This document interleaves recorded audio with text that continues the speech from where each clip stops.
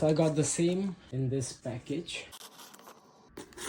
I just came back from my job expecting this as an H&M parcel, very honestly.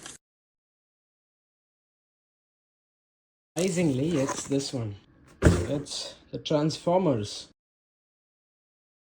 I got this one, Hot Wheels, nice branding. Oh, this looks fancy. I have no clue on this, to be very honest. Okay, this is a plastic slip that could fit anywhere. Oh, there is nothing like protected or anything. Oh, I could open that. Oh, that's just okay. Never mind, it's this thing.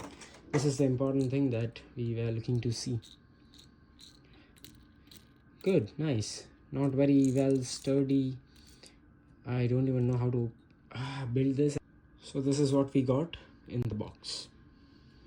Looks pretty cool, right? Nice details. I'm not a huge Transformer fan, but yeah, looks pretty good. All right.